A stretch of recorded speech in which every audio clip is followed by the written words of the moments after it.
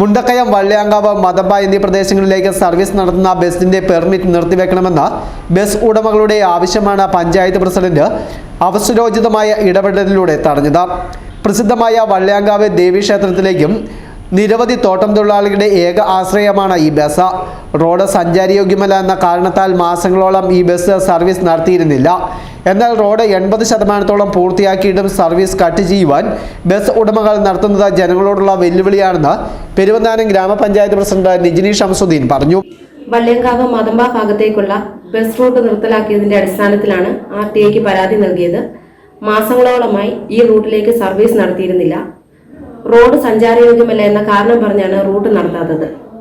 നമുക്കറിയാം, എസ്റ്റേറ്റ് മേഖലയായ ഈ ഭാഗത്തേക്ക് ഭക്തജനങ്ങളും തോട്ടം തൊഴിലാളികളും കുട്ടികളും അടങ്ങുന്ന നിരവധി യാത്രക്കാർക്കാണ് ഈ റൂട്ട് കട്ട് ചെയ്യുന്നത് മൂലം ദുരിതത്തിലാവുന്നത്. ജനങ്ങളോടുള്ള വെല്ലുവിളിയാണ് ബസ് ഉടമകൾ ഈ സാഹചര്യത്തിൽ ചെയ്തുകൊണ്ടിരിക്കുന്നത്. ധിക്കാരപരമായ ഈ നടപടിക്കെതിരെ കളക്ടർക്ക് പരാതി നൽകാനാണ് തീരുമാനിച്ചിരിക്കുന്നത്. ബസ് സർവീസ് പുനഃസ്ഥാപിക്കണമെന്ന് ആവശ്യപ്പെട്ട് നിജിനി നൽകിയ പരാതിയെ തുടർന്നാണ് നടപടി. മേഖലയിലേക്കുള്ള ബസ് സർവീസ് നിർത്തിവെക്കുവാൻ ശ്രമമുണ്ടായാൽ ഇടുക്കി ജില്ലാ കളക്ടർ ഉൾപ്പെടെയുള്ളവർക്ക് പരാതി നൽകുമെന്ന് പഞ്ചായത്ത് പ്രസിഡന്റ് അറിയിച്ചു. News bureau, Mundakayam.